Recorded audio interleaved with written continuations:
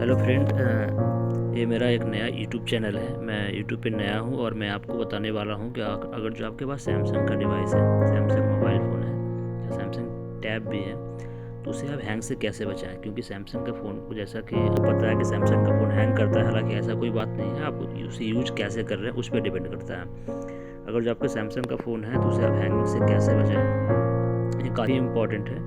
और अगर कुछ स्टेप है, अगर जो आप इसे फॉलो करते हैं तो 100% आपका सैमसंग का डिवाइस है वो हैंग नहीं होगा। इसका मैं आपको श्योरिटी देता हूँ, गारंटी देता हूँ। मैं आपको इसलिए बोल रहा हूँ क्योंकि मैं सैमसंग में ही काम करता हूँ और मैं एक सैमसंग का इंजीनियर हूँ। तो मुझे पता है कि सैमसंग का फ़ोन कहाँ हैंग हो रहा है, वो हैंग हो रहा है तो क्यों हो रहा है, और अगर जो हैंग हो रहा है तो उसका क्या प्रोसेस है कि हैंग से बचा जाए। कुछ सिंपल टिप्स हैं, काफ़ी सिंपल टिप्स हैं। अगर जो आप इसे यूज करते हैं, अगर जो आप इसे फॉलो करते हैं तो आपका फ़ोन हैंग नहीं होगा, इसकी मैं गारंटी लेता हूँ। ठीक है फ्रेंड, तो जो भी स्टेप है मैं आपको प्रॉपरली गाइड करता हूँ, आप उसे यूज़ करें। और अगर आपका कुछ भी सुझाव है तो हमें आप कमेंट बॉक्स में ज़रूर मेंशन करें। सैमसंग के फ़ोन के बारे में कुछ भी जानना चाह रहे हैं तो हमें कमेंट में मेंशन करें इस वीडियो का। मैं आपको उसके ऊपर जो हमारे तरफ से हो सकता है मैं आपको बताऊँगा। आप ठीक है फ्रेंड, तो इस वीडियो को एंड तक देखें, लास्ट तक देखें। उसके बाद आपके पास सैमसंग का फ़ोन है, आप जैसे बताया जा रहा है वैसे करें, फिर आपका फ़ोन पहले से बेहतर काम करेगा। 100% पहले से बेहतर काम करेगा। अगर जो पहले से बेहतर काम नहीं कर रहा है, हमारे वीडियो को आप डिसलाइक कीजिए, लाइक मत कीजिएगा, डिसलाइक कीजिए। और हमें आप ज़रूर कमेंट बॉक्स में मेंशन करें ताकि मैं भी अपने सैमसंग के फ़ोन पर फीडबैक दे सकूँ। पॉइंट बता देता हूँ, उसके बाद मैं उसे करके दिखाऊँगा। इसमें सबसे पहला पॉइंट है आपको कि अपने स्टोरेज को चेक करना है। स्टोरेज को चेक करना है। आप स्टोरेज को कैसे चेक कर सकते हैं, सेटिंग में जाएंगे। स्टोरेज मीन्स कि आपका जो इंटरनल स्पेस है फ़ोन का वो कितना है और वो आप उसे कितना यूज किए। उसके बाद जो आपका एक्सटर्नल स्टोरेज जो SD कार्ड आप यूज करते हैं वो कितने कितने का है और आप उसे कितना यूज किए। तो आपको फिर बताना चाहूँगा, स्टोरेज में आएंगे, चेक करेंगे।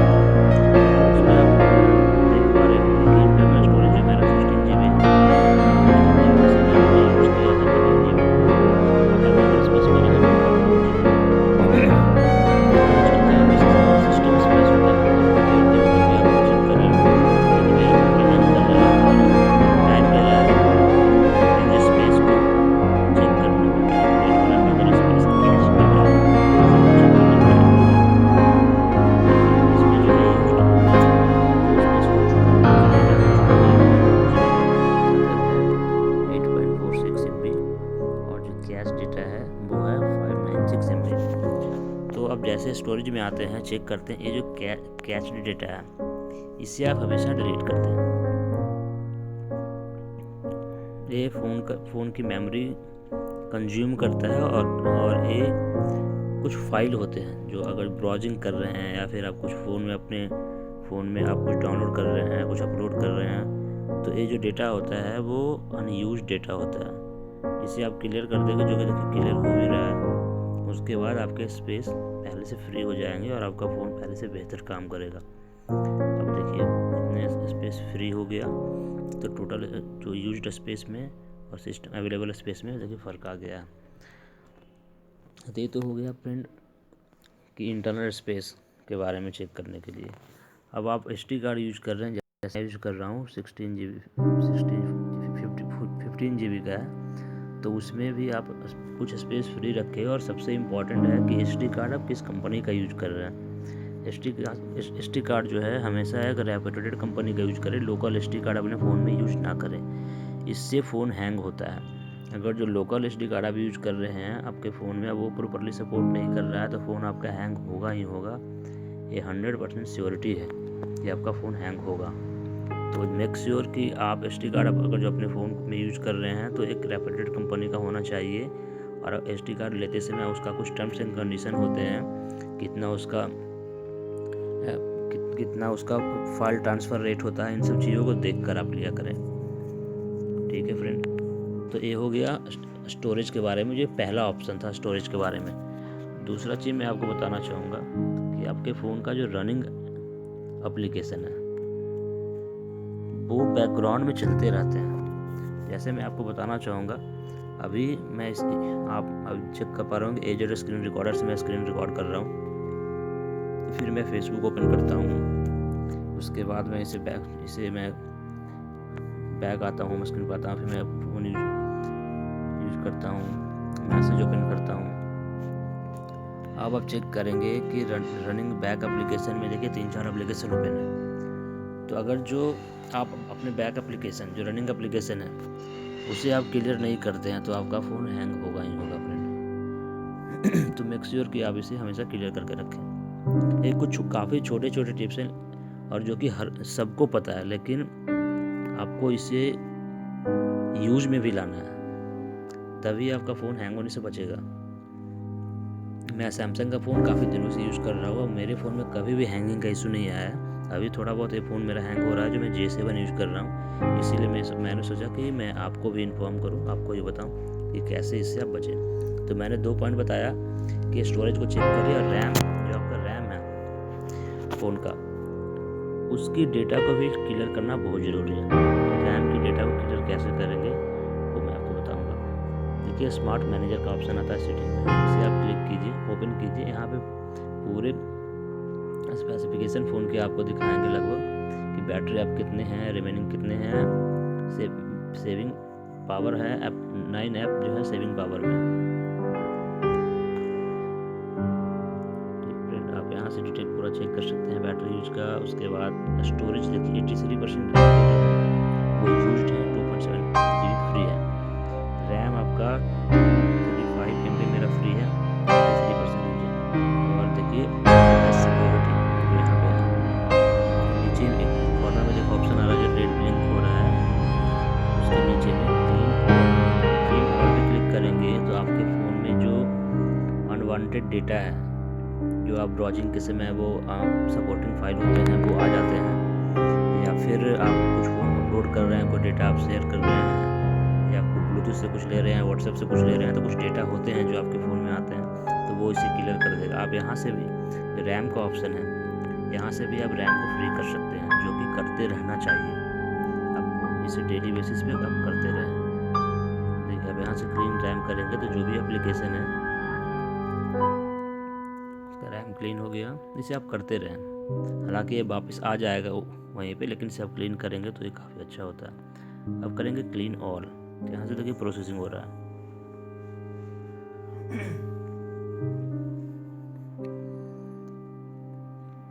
इसे आप कर देंगे क्लीन ऑल, यहाँ भी कर देंगे। रैम को भी क्लियर ज़रूर करें, क्लीन ऑल करें। अगर जो स्टोरेज को आप क्लीन करना चाह रहे हैं तो यहाँ पे आएंगे, अलाउ करेंगे सेटिंग परमिशन, जो कि आजकल फ़ोन में आ रहे हैं। हालांकि इस पर सैमसंग काम भी कर रहा है, ये जो पर्टिकुलर ऑप्शन पॉपअप में आ रहे हैं कि परमिशन मांग रहे हैं इसके लिए। तो जिस एप्लीकेशन को आपका डेटा क्लियर करना चाहते हैं उसे आप इनेबल करेंगे, फिर आप उसका डेटा क्लियर कर पाएंगे। हालांकि मैं आपको सेटिंग में जाकर इसके बारे में बता दूंगा। तो मैंने 2 ऑप्शन बताए, पहला तो आप स्टोरेज जरूर चेक करें, रैम को चेक करें, बैकग्राउंड रनिंग एप्लीकेशन को हमेशा क्लियर रखें। एक एप्लीकेशन आप यूज़ कर रहे हैं तो सिर्फ वही ओपन होना चाहिए, जो यूजफुल एप्लीकेशन है वो बैकग्राउंड में चल रहे हैं तो ठीक है, अदरवाइज उसे हटा दें। उसके बाद मैं आपको बताना चाहूँगा, मैंने बताया स्मार्ट मैनेजर से कैसे चेक करें, स्मार्ट मैनेजर से आप रैम को कैसे क्लियर कर सकते हैं, वो मैंने आपको प्रॉपरली गाइड किया। अब मैं आपको बताना चाहूँगा कि फ्रेंड में ही सेटिंग में ही ऑप्शन होता है एप्लीकेशन का। जो एप्लीकेशन मैनेजर पहले होते थे, अब एप्लीकेशन से ऑप्शन आते हैं। आप फिर उसे एप्लीकेशन पे क्लिक करेंगे तो एप्लीकेशन मैनेजर का ऑप्शन आएगा। अब एप्लीकेशन मैनेजर पे क्लिक कीजिए। क्लिक करने के बाद आप इसमें देखेंगे जो भी एप्लीकेशन है सब आएंगे। यहाँ पे ऑप्शन आते हैं ऑल ऐप्स, इनेबल ऐप और डिसेबल ऐप। अगर जो आपको एप्लीकेशन को आप डिसेबल कर रखा है, जैसे कि मैंने कर रखा है, देखिए बबल बैच 3 को, तो डिसेबल ऐप से मेरा, क्योंकि ये यूज में नहीं है। तो जो एप्लीकेशन आप यूज नहीं कर रहे हैं, चाहे वो सैमसंग ने आपको दिया है या फिर खुद आप डाउनलोड किया है, तो उससे आप बेहतर है जो यूज एप्लीकेशन नहीं है उसे आप डिसेबल करके रखें अगर जो ऑप्शन आ रहा है, अदरवाइज उसे अनइंस्टॉल कर दे। अनइंस्टॉल नहीं कर रहे हैं, उससे ये होता है एप्लीकेशन आपने डाउनलोड तो कर लिए, और अगर जो आप उसे अनइंस्टॉल नहीं किए हैं, आप यूज नहीं कर रहे हैं, तो वो आपके रैम कंज्यूम करेगा, वो आपके इंटरनल स्पेस कंज्यूम करेगा, और उससे आपके फ़ोन की जो प्रोसेसिंग है, उससे आपके फ़ोन का जो परफॉर्मेंस है वो जाहिर सी बात है वो कम होगा। तो मैंने बताया कि ऑल ऐप्स में आना है, ऑल ऐप्स में आने के बाद आपको देखिए नीचे क्रोम का ऑप्शन आ रहा है। क्रोम का ऑप्शन में आप चेक करेंगे, देखिए स्टोरेज है, स्टोरेज में 85.74 MB जो इंटरनल स्टोरेज ने यूज कर रखा है। ये डेटा हमारे किसी काम का नहीं है। ये डेटा अभी मैंने कुछ देर पहले जाकर स्मार्ट मैनेजर से मैंने क्लियर किया है, तो ये क्लियर हुआ है। उसके बाद भी अगर जो आएंगे स्टोरेज का ऑप्शन में अब देखेंगे 4.05 MB जो डेटा है वो हमारे किसी काम का नहीं है, इसे आप रीड कर सकते हैं। अगर जो आप क्लियर ऑल डेटा पे क्लिक करते हैं, ओके करते हैं, तो देखिए ये डेटा फ्री हो जाएगा और इससे आपके फ़ोन का कोई भी इम्पोर्टेंट डेटा, फोटो, पिक कुछ भी लॉस नहीं होगा। ये आपके क्रोम में जो कैच डेटा सेव होते हैं, अनयूज्ड अनवांटेड डेटा सेव होते हैं, वो क्लियर होंगे। इसे आप रेगुलर बेसिस पे करें। क्रोम की डेटा जो जिस भी ब्राउज़र आप यूज कर रहे हैं, क्रोम यूज कर रहे हैं, यूसी ब्राउज़र यूज कर रहे हैं, मोजिला फायरफॉक्स यूज कर रहे हैं, उसके डेटा को क्लियर ज़रूर करें रेगुलर बेसिस पे। ये देखिए आप चेक करेंगे तो क्लियर हो चुके हैं। अब जो दिखा रहे हैं 76.63 MB डेटा, इस एप्लीकेशन का स्टोरेज डेटा है। एप्लीकेशन उतने MB का है तो वो दिखा रहा है, तो इसे आप ज़रूर क्लियर करें। अगर जो अब मैंने आपको बताया कि जो एप्लीकेशन आप यूज नहीं कर रहे हैं उसे आप डिसेबल करके रख सकते हैं, अनइंस्टॉल करके रख सकते हैं। अगर जो अनइंस्टॉल आप नहीं करना चाह रहे हैं, आप उसे फ्यूचर में यूज करना चाह रहे हैं, तो फोर्स स्टॉप का ऑप्शन आता है। फोर्स स्टॉप पे क्लिक करेंगे तो फोर्स स्टॉप पे क्लिक करेंगे तो ये आपके फ़ोन में तो रहेगा, लेकिन आपके फ़ोन के रैम को यूज नहीं करेगा, ना ही बैटरी को यूज करेगा, तो एज इट इज रहेगा। फिर जब इसे यूज आप करना चाहेंगे तो आप चाहेंगे इसे क्लिक करेंगे, आपसे परमिशन मांगेगा, ओके मांगेगा, उसके बाद प्रॉपर्ली आप यूज कर पाएंगे। तो इस तरह आप अपने फ़ोन को हैंग से बचा सकते हैं। काफ़ी यूजफुल तरीका है। मैं इसे पिछले 7 से 8 सालों से यूज कर रहा हूँ इसी प्रोसेस को, और मेरा फ़ोन आज तक हैंग नहीं हुआ। अभी जो कुछ हैंग हो रहा है थोड़ा बहुत, उसके बारे में आपको बता ही रहा हूँ। मैं आपको बताना चाहूँगा कि फ़ोन के सेटिंग में दोबारा जाएंगे और फ़ोन के सेटिंग में जाएंगे तो वहाँ पे ऑप्शन मिलता है प्ले स्टोर का, जो कि आप सबसे ज़्यादा यूज़ करते होंगे। आप एप्लीकेशन को क्लिक करें, एप्लीकेशन को क्लिक करने के बाद ऑल एप्लीकेशन को क्लिक करेंगे और देखेंगे कि नीचे प्ले स्टोर का ऑप्शन आएगा, जिसे गूगल प्ले स्टोर भी कहते हैं और प्ले स्टोर भी कहते हैं। तो प्ले स्टोर की डेटा को हमेशा क्लियर करते रहें।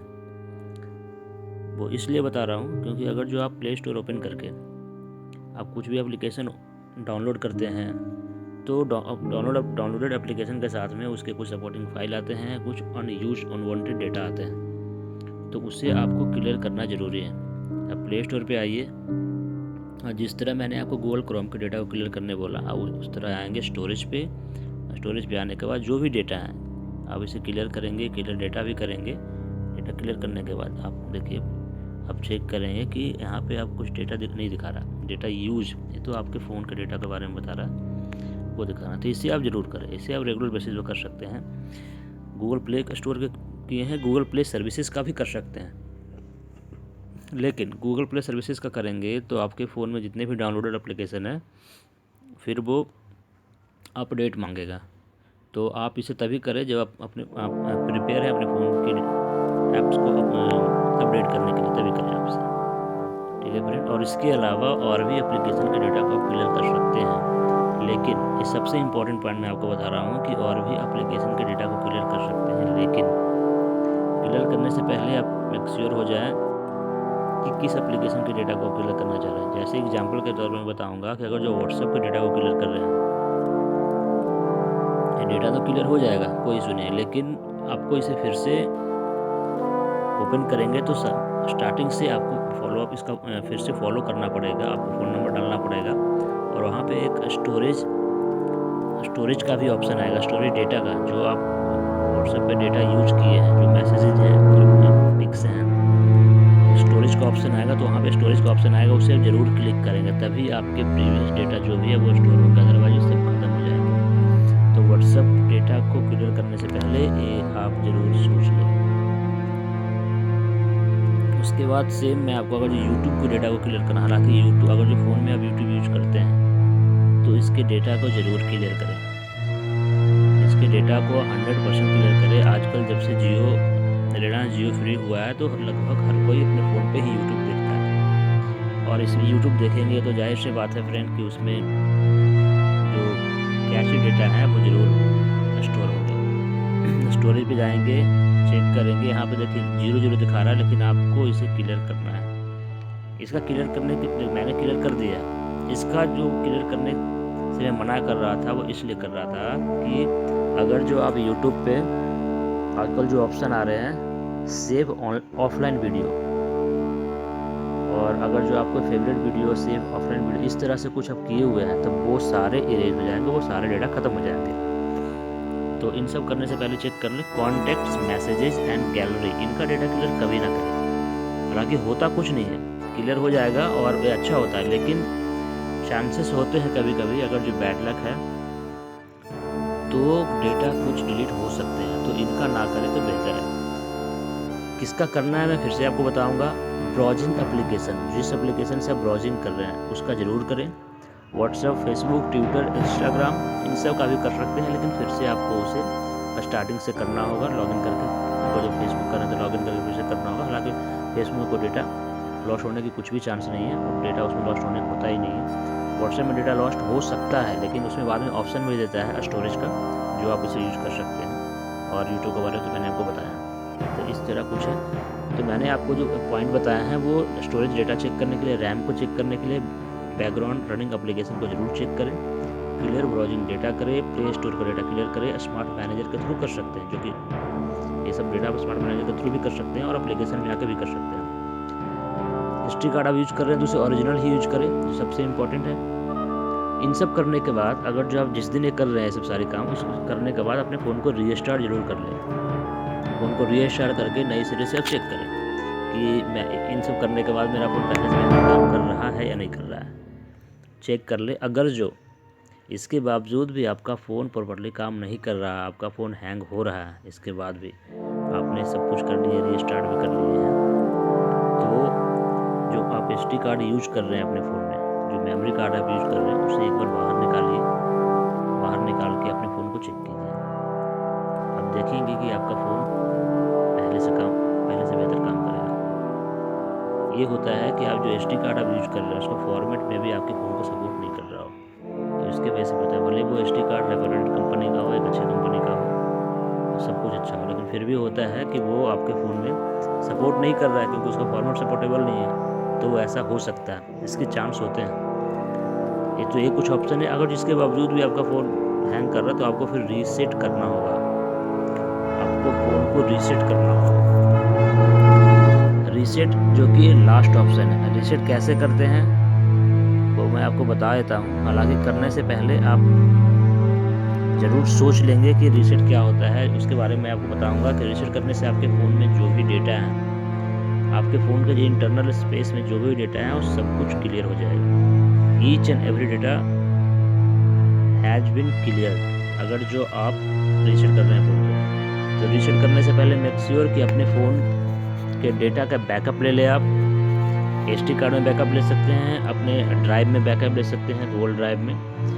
SD कार्ड में बैकअप लेने के बाद, बैकअप इन सेंस कि वो सारे डेटा, अगर जो सॉन्ग्स हैं, पिक्स हैं या कुछ भी है, डॉक्यूमेंट है, तो उसे सबको आप SD कार्ड में फॉरवर्ड कर दें।